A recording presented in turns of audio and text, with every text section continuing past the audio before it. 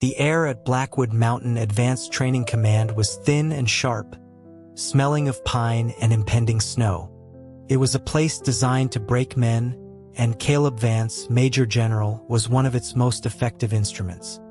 He was currently pressing 400 pounds, the rhythmic clank of weights the only sound in the Spartan gym. His brother's voice, tinny over the comms speaker, was a minor annoyance. He heard talk of some hotshot legacy recruit, the night air, being sent to Blackwood to be disciplined. Apparently, the kid was wild, running on pure ego and family influence. His brother warned him not to be too hard on the boy, a suggestion Caleb found amusing. He didn't remember the kid, not really. Years ago, there had been talk of an arrangement, a dynastic merger between the Vances and the Knights, sealed by a betrothal. Caleb had been a young officer then, the alpha boy a child.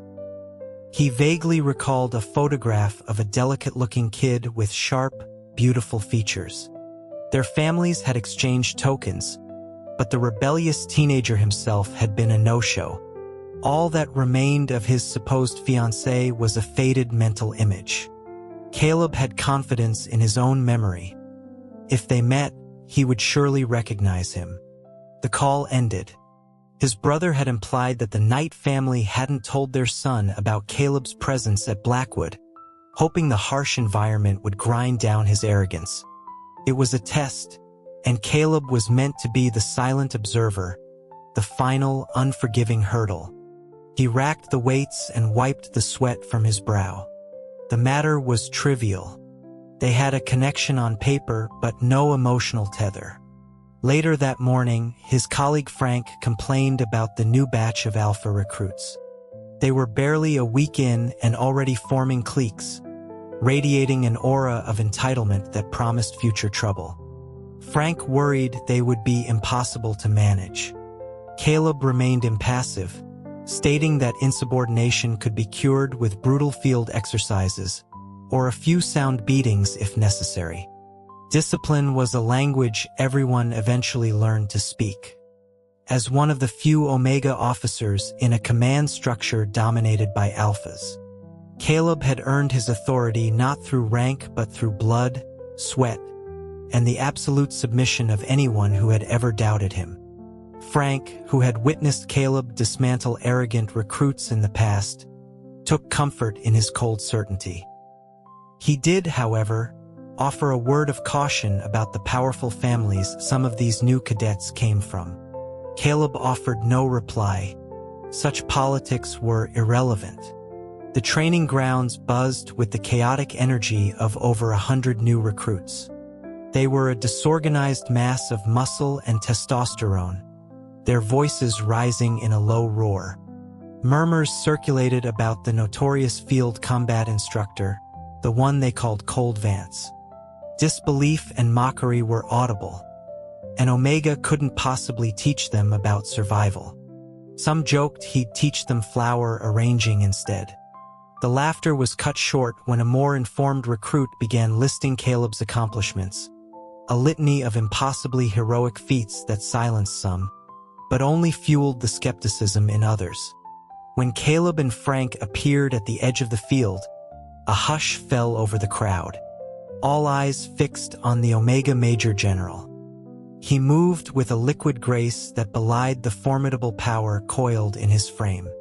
As they approached the front ranks, the chatter resumed in hushed tones. One alpha nudged his friend, a tall, handsome young man with an air of lazy arrogance. He advised his friend to be careful around Major Vance, recounting rumors of his explosive temper. The handsome alpha, Ethan Knight, had no interest in whether his instructor was an alpha or an omega. He just had a particular dislike for the name Vance, a prejudice born from a half-forgotten family drama. He scoffed, expressing his disdain for the supposed prowess of any omega. But as a slender, uniformed figure entered his peripheral vision, the words died in his throat. His casual slouch snapped into a ramrod-straight posture of perfect military bearing. "Sir." The crisp exclamation startled everyone nearby. Ethan's heart hammered against his ribs. He felt an electric shock of recognition, a feeling of seeing a dream made real. The Omega striding toward them was the man from his fantasies. He knew instantly, with unshakable certainty, that this was the controversial Major Vance. The sudden salute drew Caleb's attention. He gave the boy a brief, indifferent glance, his eyes sweeping over the Alpha's brightly shining gaze before he continued walking toward the main platform without breaking stride. He could feel the young man's stare following him, an intense, unnerving focus. Just another undisciplined Alpha, he thought, and dismissed him. From the platform, Caleb's cold eyes scanned the silent crowd. Frank gave a brief introduction before turning the floor over to him. Caleb's voice was calm and devoid of warmth as he laid out his 3 rules. First, he was not as lenient as their other instructors. Second, his training modules permitted no levity. Third, he employed physical punishment. He advised them to maintain their discipline. He then opened the floor to a few questions. A nervous silence followed, no one daring to speak. Then a hand shot up. It was the same Alpha who had saluted him. Ethan Knight's voice was loud and clear, asking if Major Vance would provide his contact information as the other instructors had. Caleb's gaze settled on him again, this time taking in the boy's features. He was strikingly handsome, with an unapologetic and bold energy that wasn't entirely unpleasant.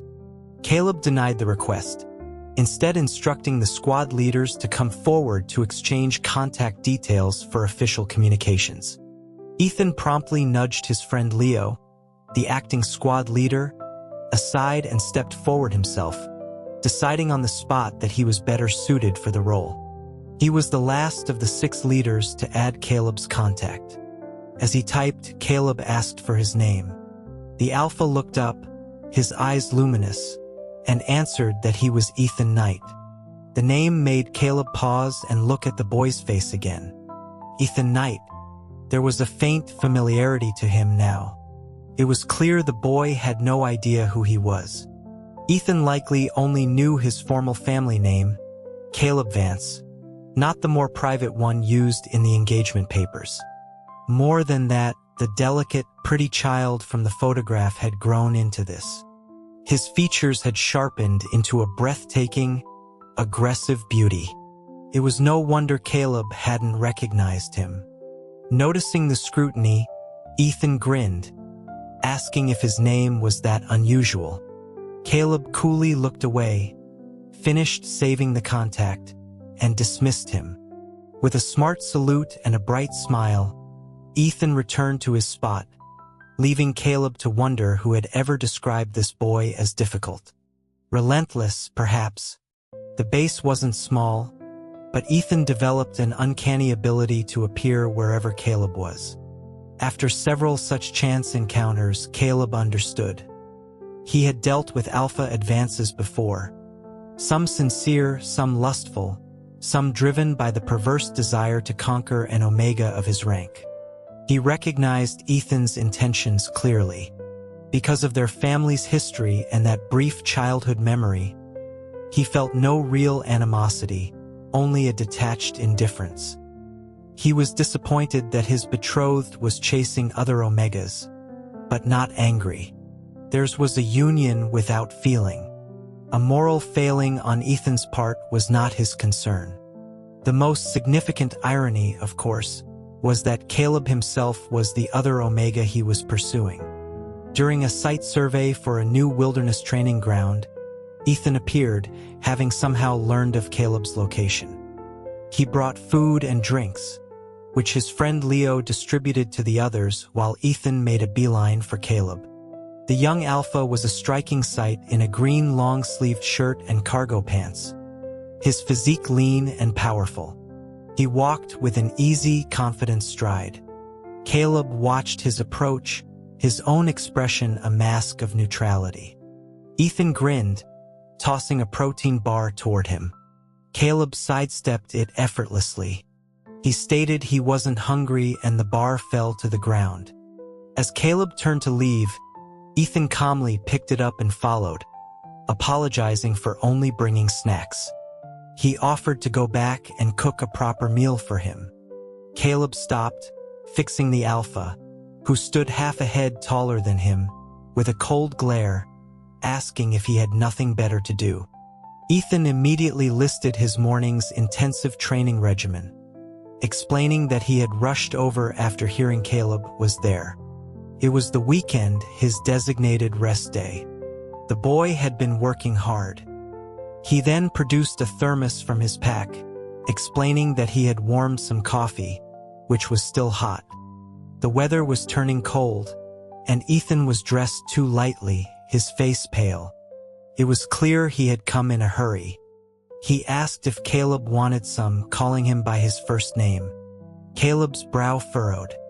He warned Ethan that his idleness could be solved with additional training tasks assigned by Frank. Ethan's face lit up with a surprising delight. He asked if Caleb couldn't assign them personally, if he could be the one to train him directly. He seemed to relish the idea of spending more time with him, regardless of the difficulty.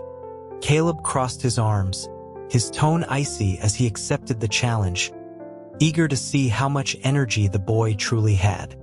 In the sparring ring, Ethan's broad shoulders flexed under his shirt. He was not a fool. He knew better than to underestimate his opponent simply because he was an Omega. Caleb appreciated his focused, ready stance. It showed spirit.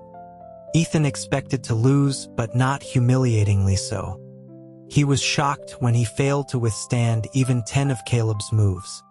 In a final, fluid motion, Caleb swept Ethan's legs out from under him, pinned his arm, and slammed him to the mat. His boot heel struck the ground inches from Ethan's face. The alpha, stunned, only felt the rush of air. Below the ring, the other recruits gasped. On the platform, Caleb looked down at the defeated alpha, telling him to focus more of his energy on training. He then asked if he had been heard. Ethan reached out and grabbed the leg of Caleb's pants. He said he would listen, but only if Caleb agreed to oversee his extra training. His gaze was earnest, his earlier cockiness gone. He vowed he could keep going until Caleb agreed. Frowning at his audacity, Caleb yanked his leg free. He commanded Ethan to address him as Sir. A slow smile spread across Ethan's face as he complied. His voice respectful, but with an undercurrent of playful familiarity that was not entirely unwelcome. Caleb nudged him with his boot, asking if he could get up. Ethan sprang to his feet, acknowledging that Caleb had held back. He pressed again, asking if Caleb would really train him. It was clear he wouldn't let it go. Leaving the ring, Caleb accepted his jacket from an aide.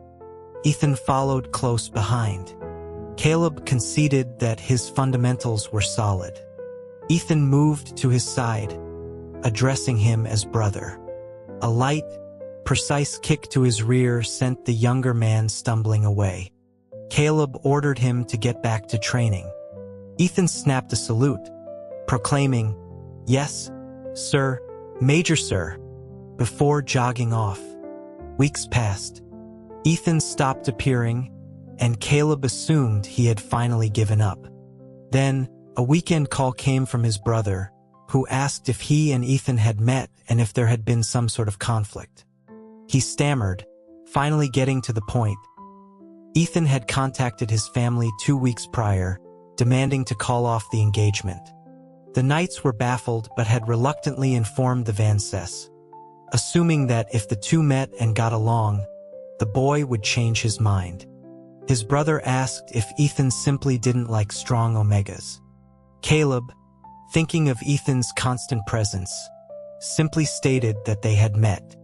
He told his brother that if the Knight family wanted to dissolve the contract, he agreed.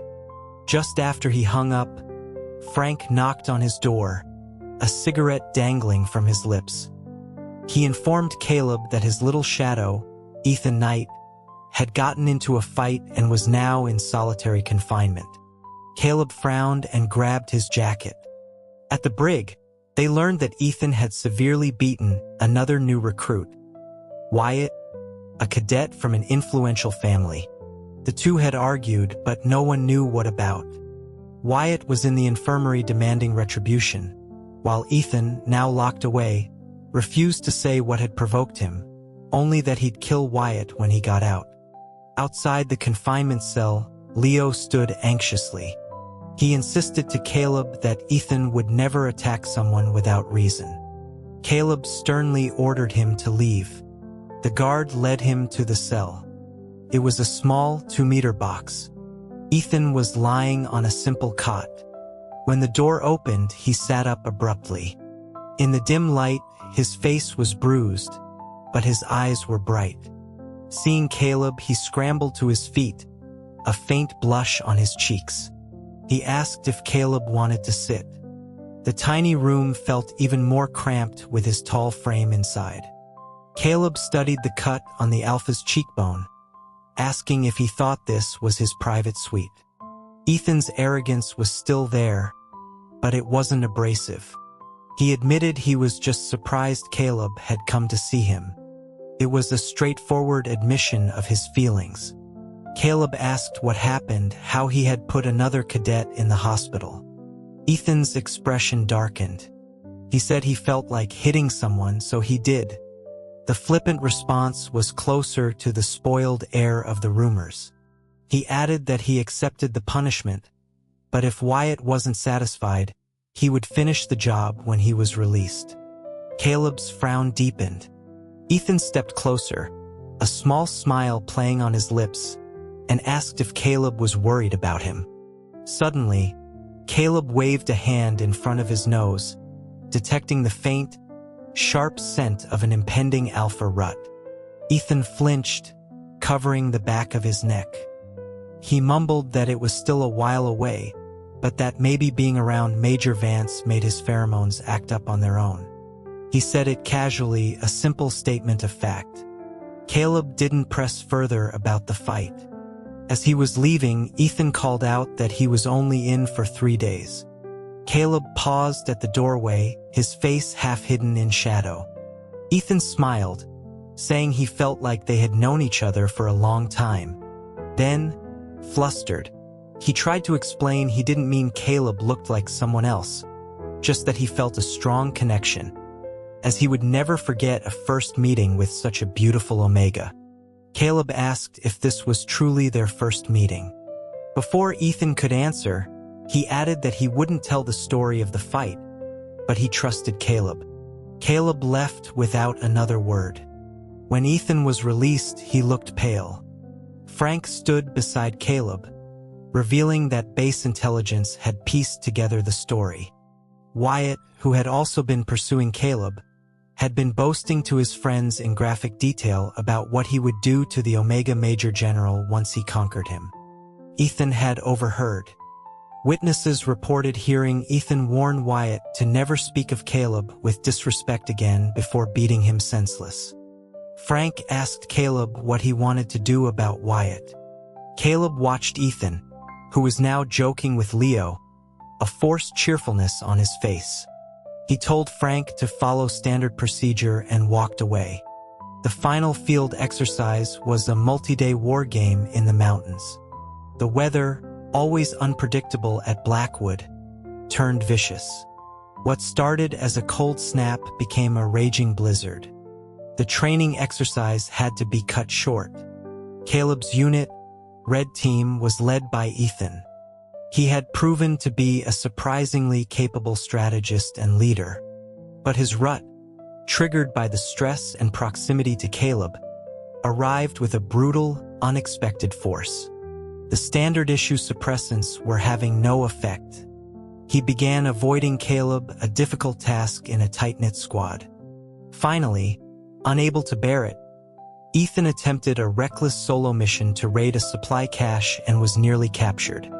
Caleb rescued him, and the two took refuge from the blizzard in a small cave. Inside, Caleb built a fire. Ethan sat across from him, his muscles taut, his eyes glowing with a predatory light. Caleb announced they would have to spend the night there. After a long silence, Ethan's voice, now a low rasp, asked if his pheromones were affecting him. Caleb looked at him coolly. Ethan called him by his first name, Caleb. He said it felt right. He then gave a strained smile, asking if an alpha's rut was dangerous for Caleb. Caleb shot back, asking if Ethan thought he was special. In the next instant, the alpha lunged, knocking Caleb back against the rock wall. The scent of cold pine and storm, Ethan's pheromone, flooded Caleb's senses, a thrilling, almost painful rush. Ethan buried his face in Caleb's neck, his voice a hot whisper against his skin. He murmured that the suppressants felt like fakes, that they weren't working. He wondered aloud if Caleb's own pheromones, a crisp apple scent, were influencing him. A wet heat traced a path along his scent gland. Caleb froze. Ethan's voice was hazy with desire, confessing that his rut became uncontrollable whenever Caleb was near. He asked if Caleb could smell his own scent in the air. Frustrated, Caleb tried to push him away, but Ethan bit down gently on his neck, the sensation sharp and arresting.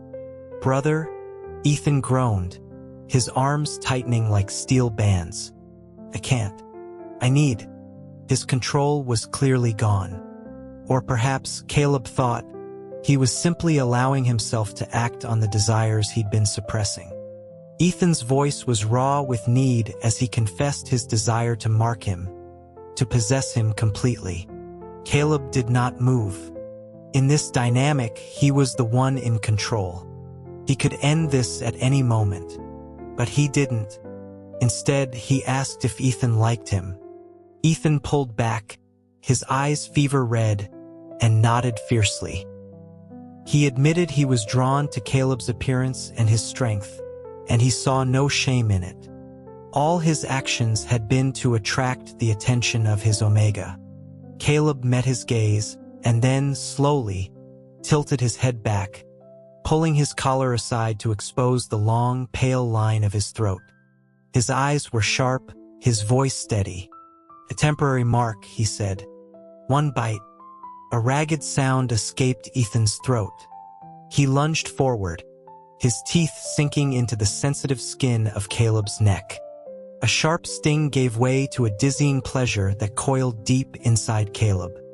After a moment, Ethan released him, his lips trailing upward to capture Caleb's in a desperate, searching kiss. His rut was escalating, the temporary mark only inflaming his need. Caleb remained lucid, a calm island in Ethan's storm of desire. He watched the alpha lose himself, his eyes clouding over with a fine mist of tears.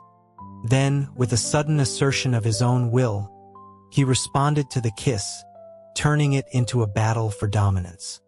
The next morning, the blizzard had passed. Ethan was transformed, a new maturity and steadiness in his eyes. He followed Caleb's lead as they made their way back to the camp, his gaze a mixture of possessiveness and a newfound shy reverence. Their secret affair began. Ethan would sneak into Caleb's private quarters after late-night training, content to simply hold him while he slept. One night, Caleb awoke to a soft, wet sound. He was hot, a pleasant languor spreading through his limbs. He opened his eyes to find Ethan nestled against his chest, his lips suckling gently at his collarbone. He pushed him away, his voice thick with sleep, and asked what he was doing. Ethan mumbled that he was tasting him. Caleb sat up, pulling his shirt down. He looked at the young man, whose adoration was plain on his face. He had heard Ethan had a fiancée. The words hung in the air. Ethan froze, a look of pure panic on his face. He scrambled on top of Caleb, pinning him to the mattress and vehemently denying it. He explained that there was no one, that the arrangement was meaningless. Caleb just watched him with a cool, unreadable expression. Desperate, Ethan started fumbling with the waistband of Caleb's pants. "Darling, darling," he pleaded. "I already broke off the engagement with that person. I swear. We have no relationship. Don't be angry. I wasn't trying to hide it from you. I've never even met that Omega." His mouth came down on Caleb's, a frantic, possessive kiss.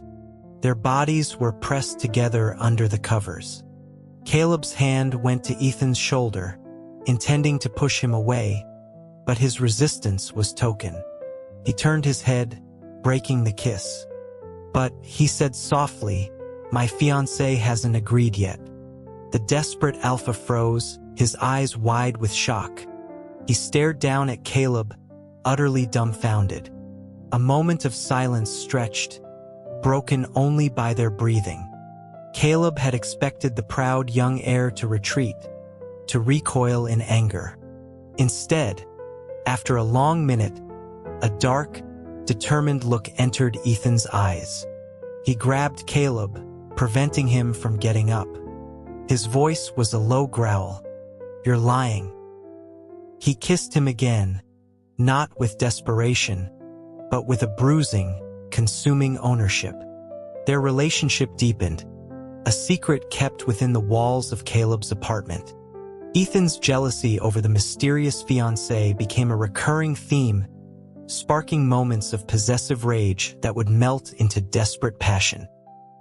He would press Caleb against the cold bathroom tiles, demanding to know if he was better than the other man. Caleb would sometimes indulge him with a kiss and a murmured affirmative, which only seemed to fuel Ethan's insecurity. "Leave him," he would beg. "Please, darling, leave him for me." After one particularly intense argument, Caleb found him quiet and sullen. "I'll be the other man," Ethan finally said, his voice raw with a mix of pride and pain. "I don't care, as long as it's you." The words made Caleb laugh, a sound that was both cruel and fond. Ethan, both hurt and indignant, simply pulled him closer. He was serious. He was not a child playing a game. He asked for reassurance that Caleb wasn't just toying with him. He swore that if Caleb's fiancée lacked the grace to accept this, then he wasn't worthy of him anyway. The training year ended. Their relationship was eventually discovered by Frank and Leo. Frank was dumbfounded. One sunny afternoon, he brought up the topic of Caleb's engagement again. Caleb, enjoying the breeze, informed him that it had been called off. His last name was Knight, too, Caleb added casually. Frank stared, the pieces clicking into place with an audible "oh, hell." Caleb's formal name was Vance, but the name on the betrothal contract, his family's more private name, was different. Ethan learned the truth on his 20th birthday, when his parents visited Blackwood. Their easy familiarity with Major Vance, their casual use of his other name, shattered Ethan's world in an instant. As soon as they left, he came to Caleb's office, looking broken. His eyes were red, his voice trembling with accusation and hurt. "You knew," he said. "You knew the whole time." Caleb, immaculate in his dress uniform, simply looked at him. Ethan's composure crumbled. "So I called off our wedding," he whispered. "I did that." Caleb's eyebrow arched. "Yes," he replied coolly. "And as I recall, you were in the room when I took the call agreeing to it." Ethan looked even more devastated. "But you knew it was me and you still. And why didn't you know it was me?" Caleb's voice was sharp. "Are you here to blame me, Ethan?" The younger man flinched. "No," he said frantically, grabbing Caleb's hand. "No, I'm blaming myself. For messing everything up. Do you hate me now? Do you think I'm a fool?" He held Caleb's hand tightly. "I'm sorry, darling. I'm so sorry. I love you, Caleb. I love you." He leaned in to kiss him, but Caleb placed 2 fingers against his lips, stopping him. "Go back to your quarters," he ordered. And Ethan, for the first time, obeyed without question. Years passed. Ethan's career flourished. He rose through the ranks, his body hardening, his youthful arrogance maturing into a quiet, formidable authority. They were both reassigned to Washington, D.C. But even then, he was haunted by his mistake. He would hold Caleb in the dead of night and apologize for a choice he'd made years ago, convinced he had broken something precious.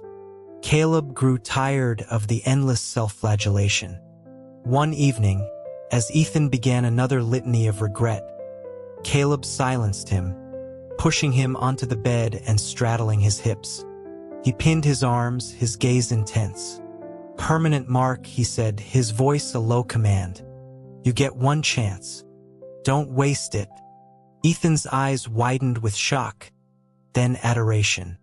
The pain was sharp, a fire that spread through every nerve, but it was followed by a wave of possessive bliss so overwhelming it nearly broke him. On New Year's Day, Ethan was hanging decorations in their home. Finished, he tackled Caleb onto the sofa, his mouth and hands everywhere. He was unbuttoning Caleb's shirt when the older man stopped him. He hooked a foot over Ethan's shoulder, pushing him back. Ethan knelt before him, his eyes dark with desire. "Sir," he whispered, leaning forward. Caleb's legs wrapped around his waist. He pulled Ethan's head close, his lips brushing his ear. "Husband," he corrected him. "Call me husband."